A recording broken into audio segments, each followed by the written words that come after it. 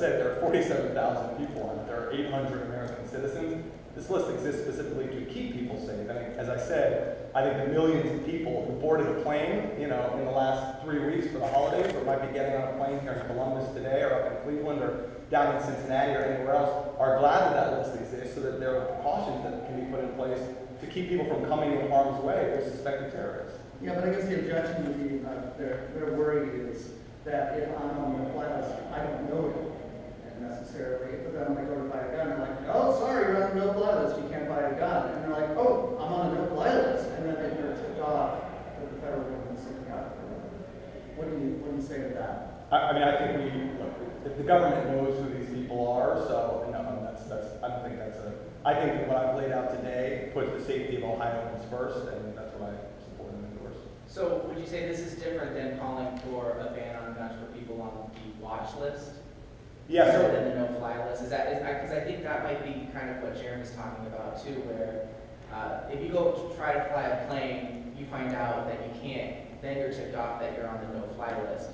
But there are less tipping off for when you're on the watch list. So the no-fly list, I think it is the sort of the gold standard in terms of the government's assessment of who are terrorists or terrorist sympathizers. There are obviously different sorts of terrorist watch lists. This is the one that I think makes sense for Governor Kasich to both pursue by reaching out to the Department of Justice, and then to say for the folks that when that classified information, if and when that classified information is shared, those are the people for whom he should issue an executive order banning their ability to buy firearms.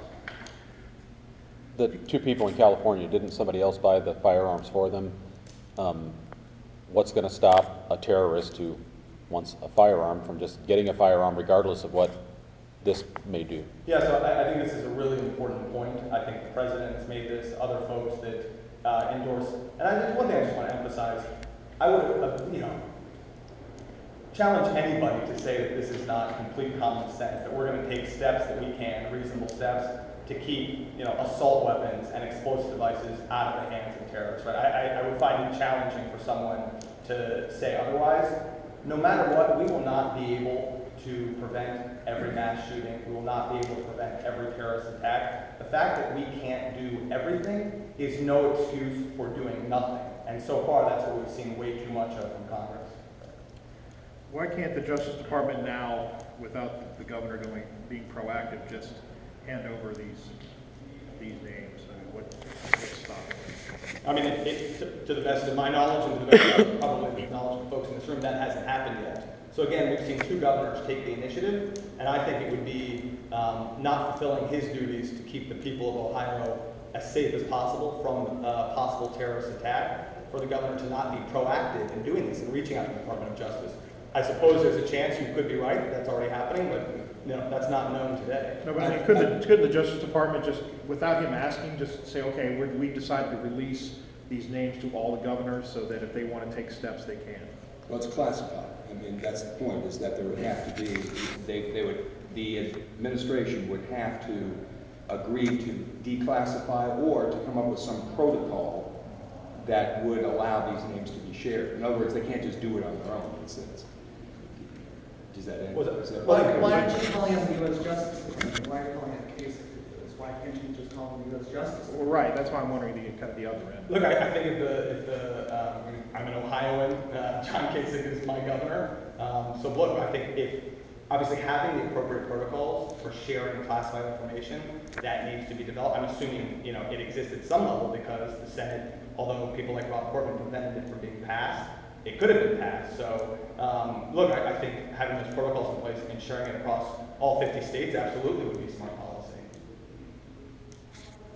I want the governors of every other state to take steps to keep their citizens just as safe as I want John Kasich to do here, and I think that's why he should join with the two other governors that have already done this.